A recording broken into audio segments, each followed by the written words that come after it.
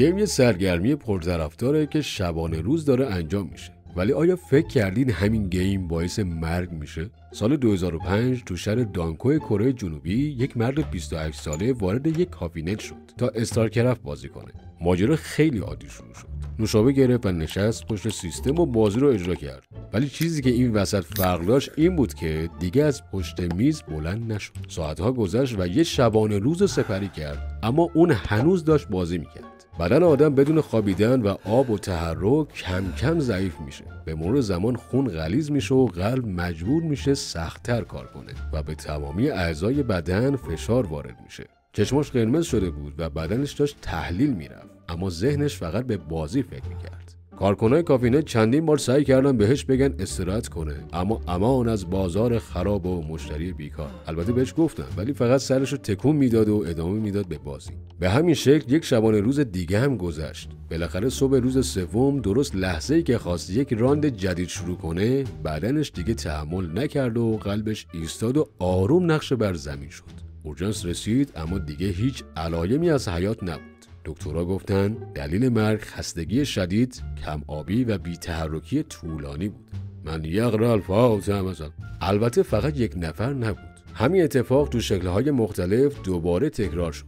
سال 2017 تو فیلیپین یه پسر 12 ساله همراه دوستاش پوکمون بازی میکرد. این بازی باعث میشه آدم توی خیابون راه بره و همزمان چشمش فقط روی صفحه گوشی باشه. اون دنبال یک پوکمون بود و بدون اینکه حواسشون باشه نزدیک یک محل ساخت و ساز رفت. پسر برای حفظ تعادل دستشو برد تا یک میله فلزی کنارش رو بگیره، اما نمیدونست اون میله کنارش کابل برق فشار قوی هستش. تماس ایجاد شد و جریان برق مستقیم وارد بدنش شد و همون لحظه روی زمین افتاد.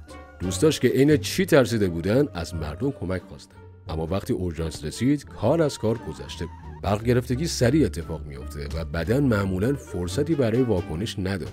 دلیل مرگم برق گرفتگی شدید بود. قربانی بعدی کلاً داستانش فرق داره. این دفعه نه خستگیه، نه بیخوابی و نه برق. مشکل آدمایی هستن که جنبه باخت ندارن. سال 2017 توی آمریکا 2 نفر داشتن کال آف دیوتی بازی میکردن و سر یه مسابقه آنلاین بحثشون شد. موضوع فقط سر $150 بود. البته برای اونا فقطه، برای ما 15-16 میلیون. اما متاسفانه نداشتن جنبه باخت در بیشتر مواقع باعث دعوا میشه و یکی از بازیکن‌ها که عصبانی شده بود تصمیم گرفت طرف مقابلش رو اذیت کنه، اونم با یه حرکت عجیب. به یه نفر دیگه پیام داد که سابقه شوخی‌های خطرناک و تماس‌های ساختگی با پلیس داشت. ازش خواست با پلیس تماس بگیره و بگه داخل یه خونه گروگانگیری شده. اینجوری پلیس با اسلحه و نیروهای ویژه وارد ماجرا میشه. هدفش این بود که فقط طرف مقابلش رو بترسونه، اما این وسط یک اشتباه بزرگ رخ داد.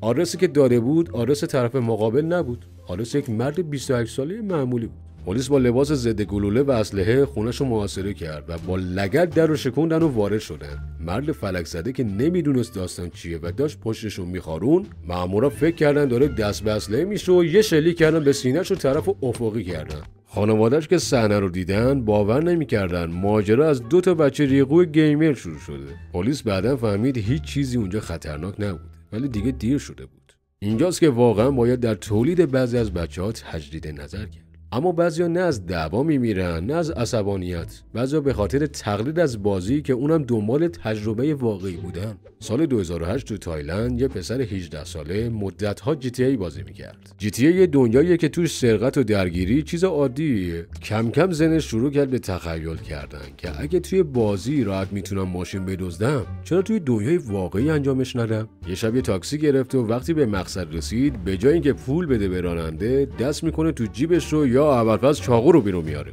راننده 54 ساله مقاومت میکنه، اما جوون ناغافل ضربه‌هایی رو کاملا اتفاقی به مرد وارد میکنه و باعث شد راننده فوت کنه. پسر که این صحنه رو دید، بدن راننده رو کنار زد و پشت فرمون نشست. اما فقط چند دقیقه بعد پلیس جلوی ماشین رو گرفت. خودشم بدون خوردن حتی یک دونه چک افسری شروع به اعتراف کرد که فقط میخواسته ببینه مثل بازی براش هیجانی و جذاب میشه یا نه.